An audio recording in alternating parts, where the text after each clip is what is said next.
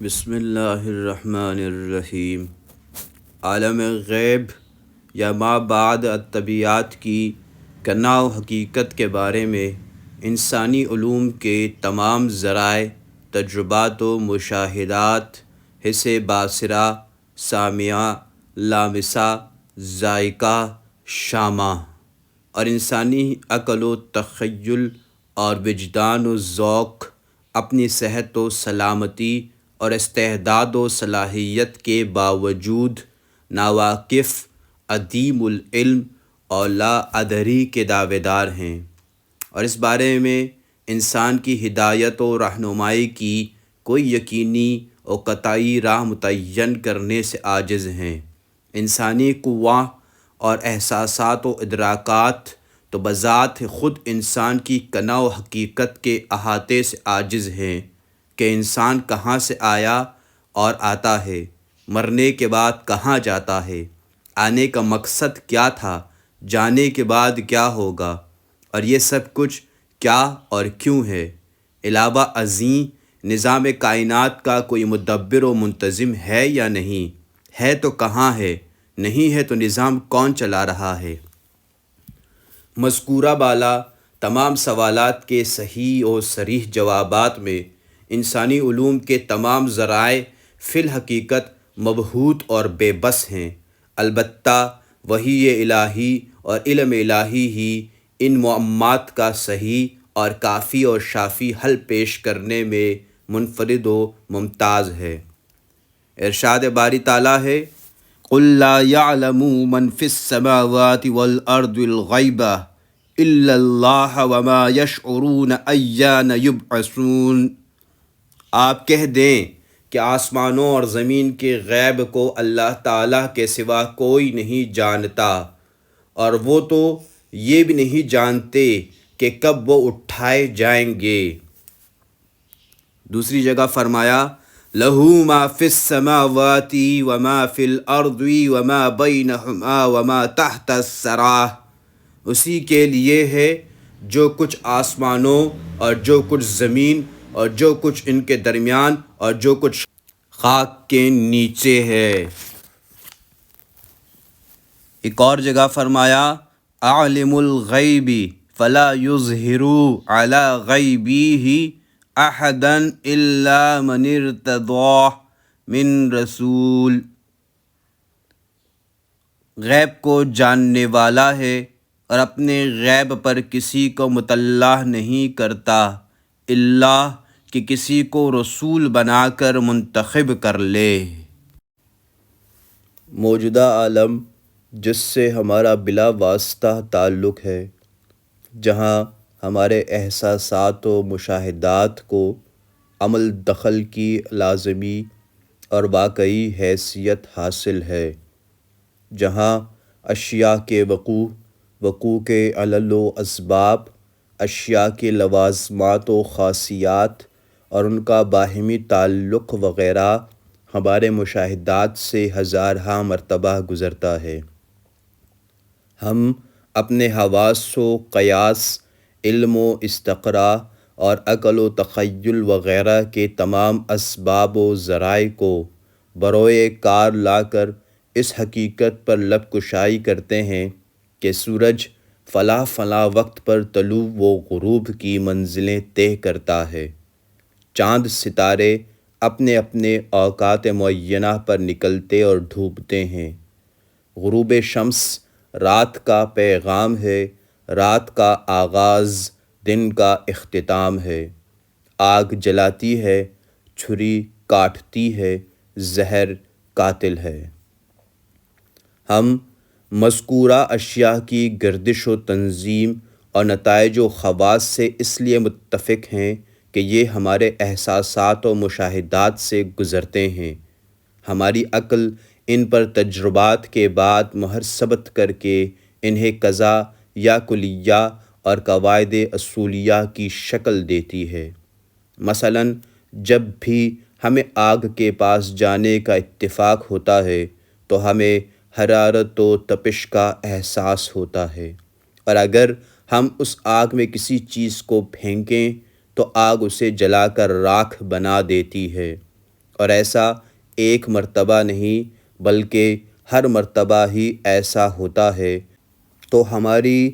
عقل یہ قاعدہ وضع کر لیتی ہے کہ آگ کا خاصہ جلانا ہے۔ عالم طبیعیات میں حس و عقل کی رہنمائی اور اسباب و وسائل کی رسائی کے باوجود بہت سے عقدے ہمیشہ ہر دور میں لا ینحل رہے ہیں، کیونکہ انسانی معلومات اپنی مجہولات کے مقابلے میں انتہائی قلیل ہیں، اور خود انسان کا خالق اس پر عینی گواہ ہے۔ ارشاد باری تعالیٰ ہے، وَمَا أُوتِيتُم مِّنَ الْعِلْمِ إِلَّا قَلِيلًا، اور تمہیں نہایت قلیل علم دیا گیا ہے۔ ربی زدنی علما۔ عالم شہادت میں عالم غیب کی جھلک۔ بسا اوقات ایسا ہوتا ہے کہ کچھ لوگ تحقیق و تجربہ کی بنا پر کسی وقوع کی تفصیلات و کیفیات یا کسی عدیم الوقوع کو وقوع میں لانے میں کامیاب ہو جاتے ہیں، حالانکہ وہی چیز بہت سے انسانوں سے مخفی ہوتی ہے، لیکن اس کا وجود عالم شہادت میں قطعی طور پر ثابت ہوتا ہے۔ البتہ اسے منصۂ شہود پر لانے والوں کو عالم غیب کے خطاب سے نہیں نوازا جاتا۔ بہت سی چیزیں عام انسانوں سے مخفی ہوتی ہیں، جبکہ انبیاء حضرات کے لیے بوقت ضرورت و حکمت اس اخفاء کے پردے کھول دیے جاتے ہیں، لہٰذا انبیاء کے لیے وہ عالم شہادت ہے، جبکہ عوام الناس کے لیے وہ عالم باطن ہے۔ مگر اس اکتشاف خاص کی وجہ سے انبیاء کو عالم غیب کہنا نادانی اور محض جہالت کے سوا کچھ نہیں۔ علاوہ ازیں قرآن و حدیث کے صریح نصوص یہ اعلان کرتے ہیں کہ انبیاء کو ما کان و ما یکون سے قطعاً نہیں نوازا گیا،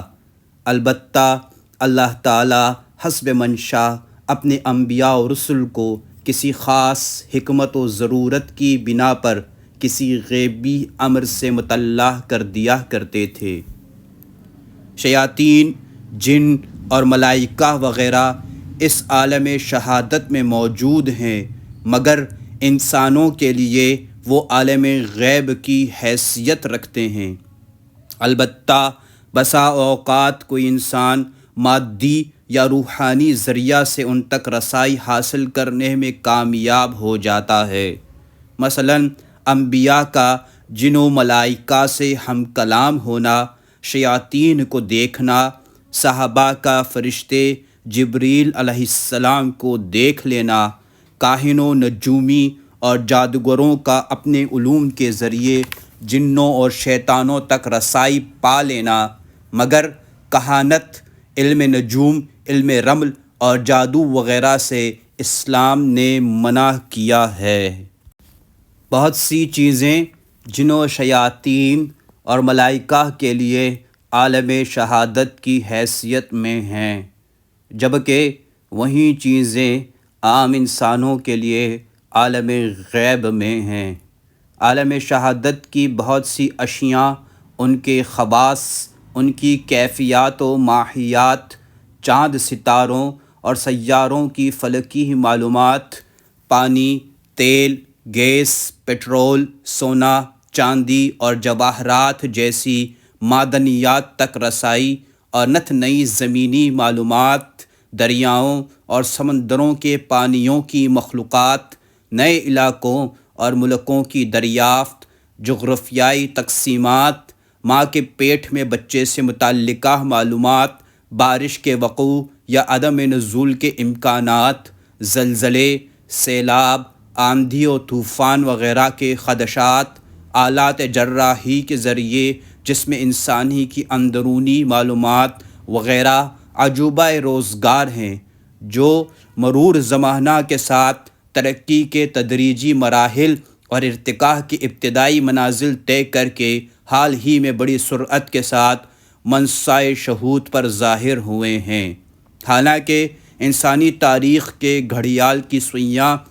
اگر 1-2 صدی پیچھے گھما دیں تو یہ سب کچھ عالم غیب کی فہرست میں شامل کرنا ناگزیر ہوگا، مگر اب انہی چیزوں کو عالم شہادت میں شمار کرنا حتمی ہونے کا متقاضی ہے، مگر یہ امکان رد نہیں کیا جا سکتا کہ آنے والا وقت اور تحقیقات جدیدہ حالیہ وقت اور تحقیقات موجودہ میں مزید اضافہ و ترامیم ضرور کرے گا۔ انسان جن اسباب و ذرائع سے علم حاصل کرتا ہے انہیں بنیادی طور پر 3 اقسام میں منقسم کیا جا سکتا ہے، البتہ وہی اس کے سوا ہے۔ 1 حواس و مشاہدہ، 2 عقل و تخیل، 3 ذوق وجدان۔ انسانی ذرائع علوم کا ایک بہت بڑا ذریعہ انسان کے حواس خمسہ ہیں، جن کے ذریعے انسان بڑے یقین، وثوق اور اعتماد سے موجودات کا علم حاصل کرتا ہے اور مجہولات تک رسائی پاتا ہے۔ حواس کا معاملہ چونکہ فوری، نقدی اور معجل کا سا ہے، اس لیے بنی آدم کا اغلب حصہ ہمیشہ محسوسات و مشاہدات کا پیروکار رہا ہے۔ اسی پر بہت سے لوگوں نے اپنی تہذیب و ثقافت اور تمدن و معاشرت کی عمارتیں استوار کیں، اور آج بھی انسانوں کی بہت بڑی تعداد پرفریب ذریعے سے اس کی پرستار و گرویدہ بنی بیٹھی ہے۔ ان حواس میں حس سامعہ، حس باصرہ، حس شامہ، حس لامسہ اور حس ذائقہ شامل ہیں، جنہیں حواس خمسہ ظاہرہ سے موسوم کیا جاتا ہے۔ ان کے علاوہ بھی اللہ تعالیٰ نے انسان کو بے شمار دماغی قوتیں ودیت فرما رکھی ہیں، جنہیں متکلمین و فلاسفہ نے 5 حصوں میں تقسیم کر کے حواس خمسہ باطنہ کی اصطلاح سے موسوم کیا ہے، جن کی تفہیم کچھ یوں ہے کہ حواس خمسہ ظاہرہ عالم شہادت کی جن چیزوں کا تدارک کرتے ہیں ان سب کی اطلاعات دماغ کو بہم پہنچاتے ہیں، اور مذکورہ حواس کا مجموعہ انسانی دماغ میں ایک مرکز قائم کر لیتا ہے۔ اسے ہی حس مشترک سے موسوم کیا جاتا ہے۔ اس مرکز میں ایک ایسی قوت موجود ہوتی ہے جو حواس خمسہ سے موصول ہونے والی تمام معلومات میں ربط و اتصال پیدا کرتی ہے، اور ہاتھ، زبان، آنکھ، کان اور ناک کے ذریعے موصول ہونے والی معلومات ربط و اتصال کی بدولت ایک بامعنی خبر کی شکل اختیار کر لیتی ہے۔ اس قوت کا نام خیال ہے، جس کے ذریعے انسان ان صورتوں کو سمجھتا ہے جن میں مادے کی صفات یعنی شکل، رنگ اور مقدار موجود ہیں، اگرچہ مادہ مفقود ہوتا ہے۔ انسان کے حواس خمسہ در حقیقت نہایت محدود یا بالآخر محدود ہیں، یعنی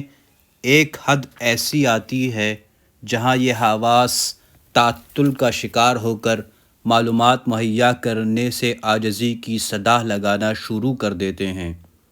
بشکل دیگر یوں بھی کہا جا سکتا ہے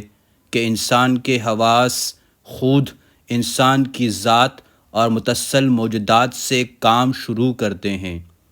اور جیسے جیسے موجودات میں فاصلہ بڑھتا ہے انسان کے حواس کی کارکردگی متاثر ہونا شروع ہو جاتی ہے۔ سماعت و بصارت اور دوسرے حواس کمیت و کیفیت کی ترکیب میں ماند ہونے لگتے ہیں۔ جوں جوں مرئیات ہماری بصارت سے دور ہوتی ہیں تو ان کا حجم گھٹنے لگتا ہے